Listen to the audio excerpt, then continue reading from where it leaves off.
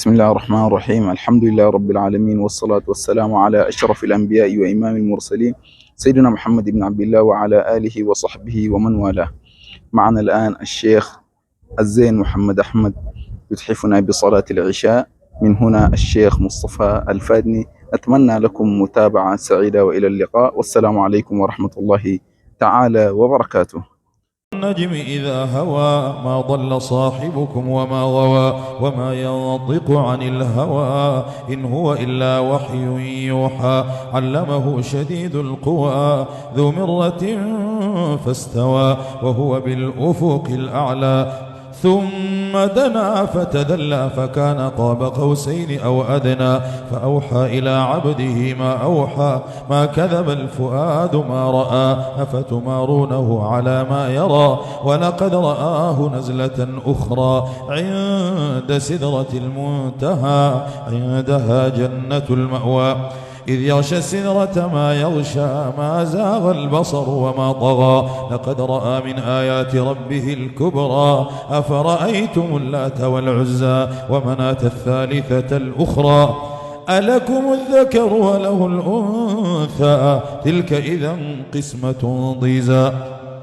إن هي إلا أسماء سميتموها أنتم وآباؤكم ما أنزل الله بها من سلطان إن يتبعون إلا الظن وما تهوى الأنفس ولقد جاءهم من ربهم الهدى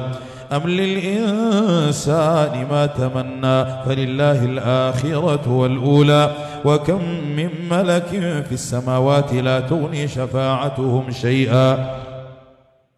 إلا من بعد أن يأذن الله لمن يشاء ويرضى إن الذين لا يؤمنون بالآخرة ليسمون الملائكة تسمية الأنثى وما لهم به من علم إن يتبعون إلا الظن وإن الظن لا يغني من الحق شيئا فأعرض عمن تولى عن ذكرنا ولم يرد إلا الحياة الدنيا ذلك مبلغهم من العلم إن ربك هو أعلم بمن ضل عن سبيله وهو أعلم بمن اهتدى ولله ما في السماوات وما في الأرض ليجزي الذين أساءوا بما عملوا ويجزي الذين أحسنوا بالحسنى الذين يجتنبون كبائر الإثم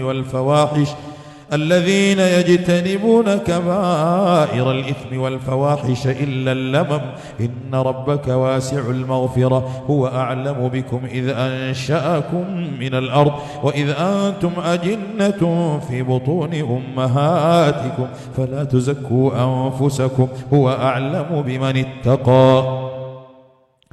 أفرأيت الذي تولى وأعطى قليلا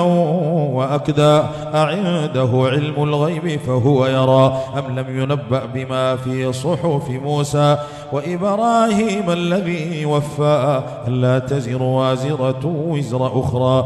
وأن ليس للإنسان إلا ما سعى وأن سعيه سوف يرى ثم يجزاه الجزاء